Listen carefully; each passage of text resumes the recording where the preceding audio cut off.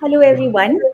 Welcome to the final student dialogue of season 2 of Literature Across Borders. My name is Megha, and I co founded this initiative with Dr. Alexia Casal, who's the course leader of the MA Writing for Young People program at Batspa University. Our partners in India are Ashoka University and the Green Literature Festival. Uh, Literature Across Borders is a transnational literary exchange program where we pair thematically related books for young people to understand how authors in different cultural contexts are approaching similar themes. In today's dialogue, we're going to be discussing UNAIDS, A Naturalist's Journal, and Dara McAnulty's A Diary of a Young Naturalist. I'm going to make a quick intro to the students who are participating in the dialogue. Um, Sakshi Nadkarni is a MA student at the Ashoka University. She is a reader, a writer, a seeker who likes to work with bhakti poetry and eco-poetics. Sakshi has read Dara's book for this dialogue. We have John Gilmore, who is pursuing the Master's Writing for Young People at Batspa University. John writes whimsical and nature inspired picture books, early reader, rhyming verse, and weird and wacky middle grade prose. The dialogue for today is being moderated by Dharani Dhavamani. Dharani is an alumnus of the Young India Fellowship at Ashoka University. She is currently working on a project that explores the natural and culinary heritage of India. So, with that, Dharani, I'm going to hand over the dialogue to you to ask the questions for the day.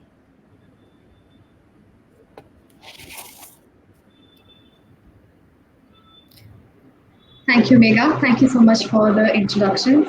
Hi, Sakshi. Hi, John. So it's quite exciting for me to be on this side of the session because last year I was one of the participants and it was very exciting to have the exchange for the first time.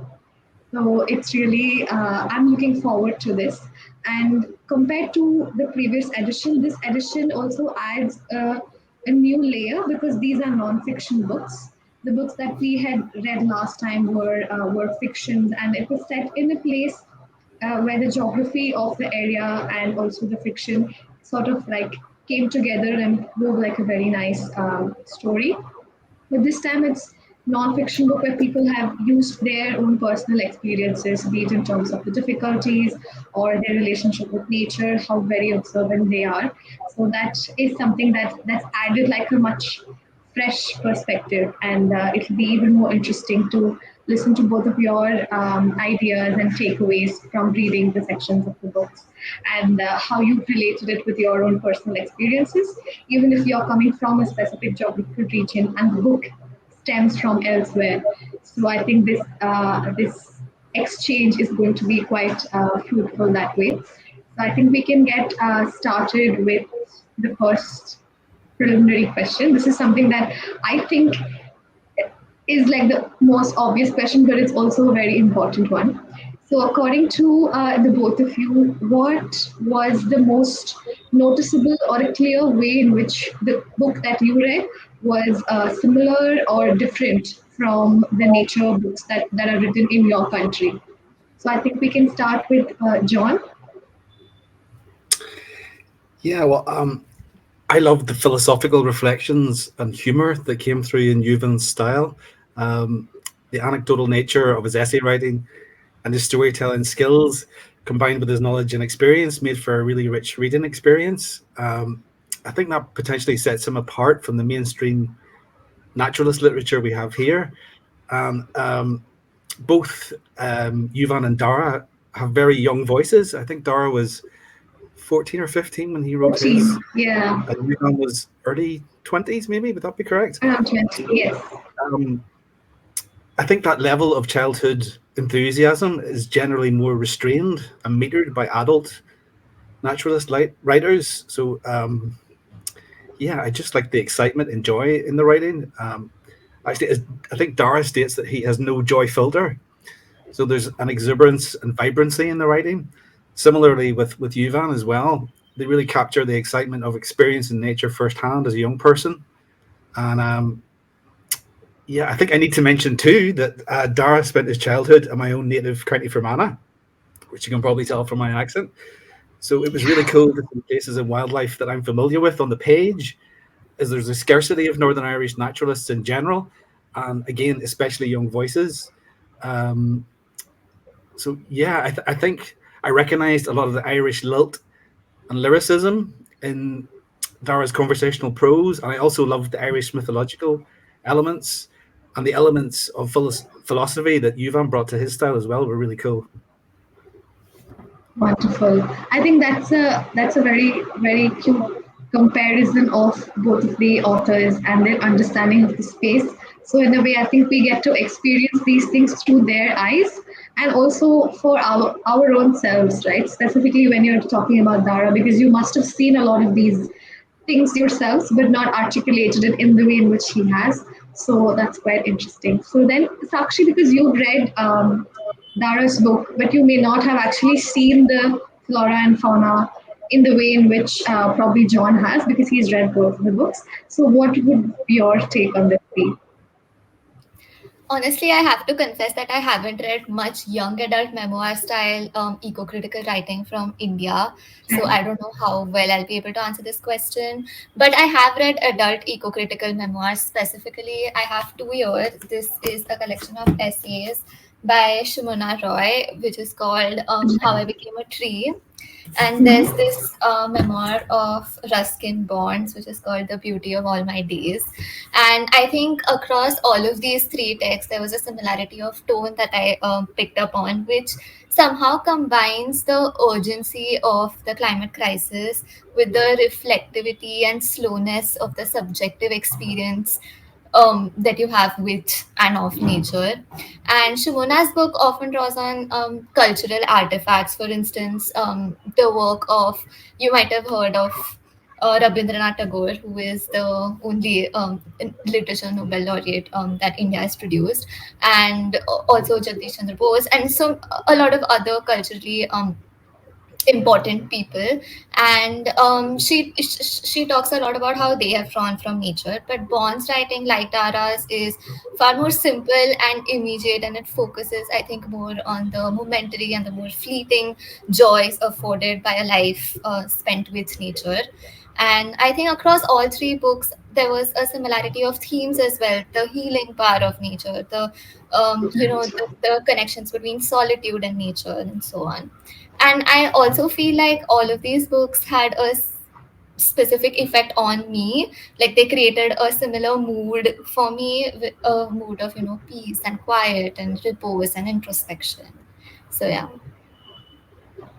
Wonderful. Thank you. Thank you, both of you. That sort of also, I think, functions as a segue to my next question. So I think we would have found interesting moments here and there which are a little unexpected.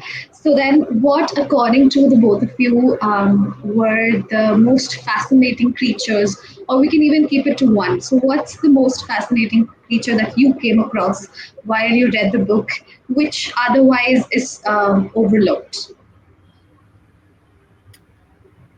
Oh, I guess, John. Yes. that's a really hard question. There's so many So wonderful many. creatures Yeah. in both of these books. Oh, I really enjoyed Dara's catalogue of creatures like the Hooper Swans and Hen Harriers, but I think obviously I was more fascinated in Yuvan's descriptions because a lot of the creatures were unfamiliar to me. So it was nice to Right. discover new species. I think probably I found the mating display antics of the Indian ruler bird really fascinating. Hmm. A lot of that might be down to Yuvan's comical description of their antics. Um, I think he says they're a silent and solitary bird most of the year, but yeah, and maybe he calls them a hermit in the hills. Yeah. But when meeting time comes, uh, they have this alter They're ego like, where they start yeah. constantly looping around like maniacs and screeching till they drive all the other birds crazy. So that was just a really cool bit of behavior to find out about. Overlooked, I think maybe just to quickly mention smaller creatures too. he talks about the symbiotic relationship between, I think it's bully ants and the caterpillar of the Caterpillar. grand blue butterfly. Yeah, yeah. Really cool because the caterpillars don't have their own kind of defenses like toxicity or camouflage, so they enlist bully ants as like sentry soldiers to protect them against things like parasitic wasps. And the payoff is that they secrete this kind of honeydew to feed those ants and keep them enlisted as their troops. So, I mean, that was just a really cool little community symbiosis going on there that I would have had no clue about. So that was cool to read about. Yeah, that's I think like I think both of the examples were wonderful. One is something that flies, and the other one is like a thing that quite often overlooked. I think both of them are overlooked. So with at least we, I think even though we're from here, we don't quite notice the symbiotic relationship between the ants and the caterpillar. So that's I think now when we head out, we'll have a specific like look out for can we see what he is written about. So that definitely is quite interesting. Thank you for sharing that. Sakshi? So in Dara's entry on the 6th of December, he describes in exquisite detail and with such wonderful lyricism the Song of the Sparrows.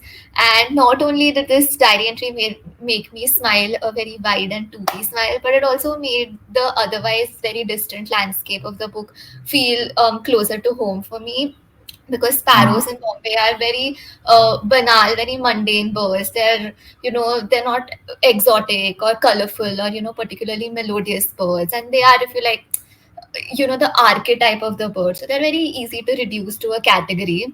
But I think Dara fleshes them out with such beauty, and he really observes and describes the minuscule, aspects of their bodies and lives. And I really appreciated that. And I think there's also a spiritual quality to this that gave me a lot of strength and joy. That no matter how trivial I feel in the face of adversity, and no matter how small I feel, and how I feel like I pale before the vibrancy and talent of those around me, I have a purpose and I belong, just like Dara sparrows. And I think, yeah, that was my big takeaway from this. Yeah, yeah. That's. I think this example is something that is a little different from what John mentioned because you have sparrows across both the spaces, but it's also similar because you are aware of things, but you're not quite aware of things. Yeah. And I guess the difference in the geography of the place and where we are from is also quite significant. So it might seem that most of the species which are written about or described are overlooked because you don't know them, you haven't quite seen them. And that sort of like brings me on to the next question of the fiction versus non-fiction elements. So how are we looking at the interesting qualities of non-fiction books when we compare them to that of fiction books, specifically under the category of environmental literature? Because we are trying to see how in fiction books you do have the qualities of like surrealism or magical elements and how extraordinary some of the characters and the plot points are. But when you come to nature and how nature is being described, like both of you also very beautifully said, you're able to pick things from the mundane and trying to understand and appreciate how nature itself is magical. So it sort of blurs a lot of boundaries between fiction and non-fiction. But even then, because one category is of experiences of people and the other one is pure fiction, which is inspired or not. So then, how is it that you would compare between these two, or do you even think that a comparison is warranted when it comes to environmental literature? I think for me, the most interesting quality is that the magic in these books is real. There are things as spectacular, if not more so, in nature that the human imagination can't actually conjure up.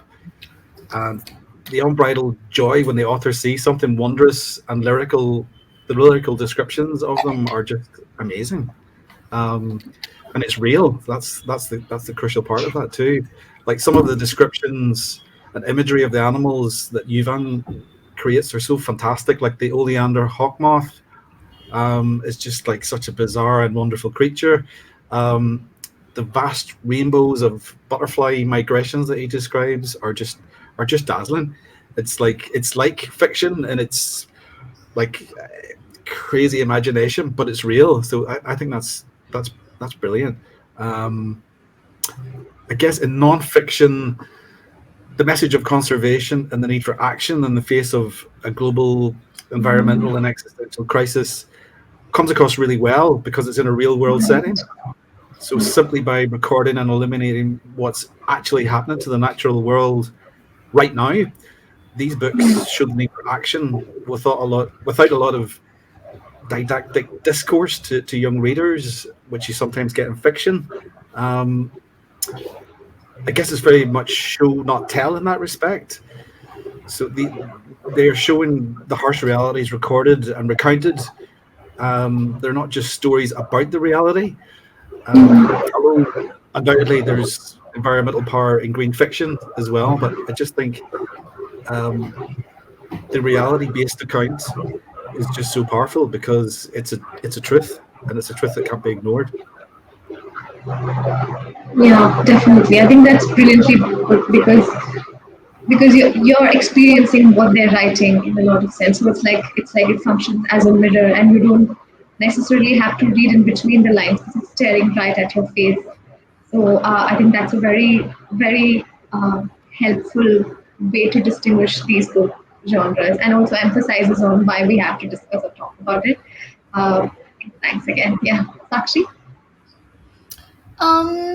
I think this is a very interesting question, and I think that fiction makes space for imagining alternate possibilities and, accommodates what we think as outside the realm of empirical reality, like you said. But also with fiction, we are more likely to dismiss these elements as fantastical, and um, Mhm.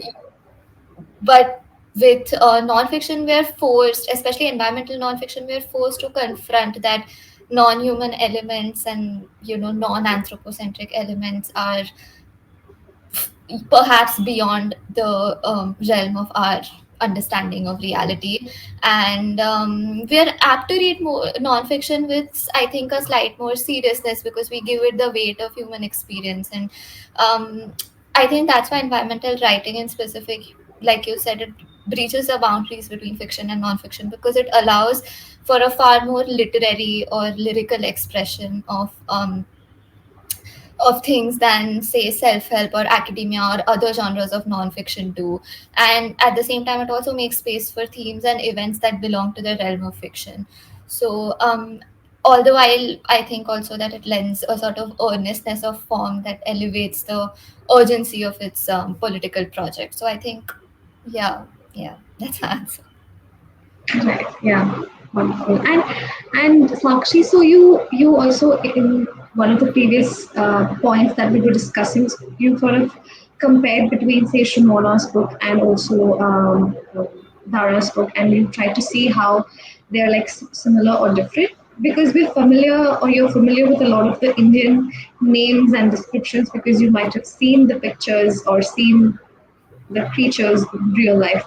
But then that doesn't quite apply to Dara's book, if I'm not wrong. Like I don't know if you've been to Ireland. Okay, yeah. So comparing that with the non-fiction nature of the book, did it still seem like non-fiction, or was it still fiction in your head because you actually haven't seen the things? That's such an interesting question. I feel like, first of all, this whole question of form and of genre is a little iffy to me, because to me, for instance, reading a lot of the romantic poetry that I studied in my bachelor's degree felt very alien to me, because here was John Keats talking about all of these specific kinds of birds and trees that are just not around me. I don't see them around me. I can't relate to them. But Yeah. there is like, and I think that here there's a lot of similarity between poetry and memoir or environmental memoirs, basically. Is that the source of it is so similar that it stems from some instinct that connects you to nature, that lies embedded in all of us, no matter where we are situated in time and space. which is why I'm able to appreciate romantic poetry, which was written in the 1800s or 1900s. Sorry, not 1900s, 1800s, in a place that is so far away from my home. And that's also the reason I'm able to not just appreciate but perhaps even empathize with what Dara said. So yeah, like the specific aspects of nature are different, and that's the reason they create so much fascination for me. But at the same time, there is something in it that feels close to home. Yeah. Right. Yeah. Yeah.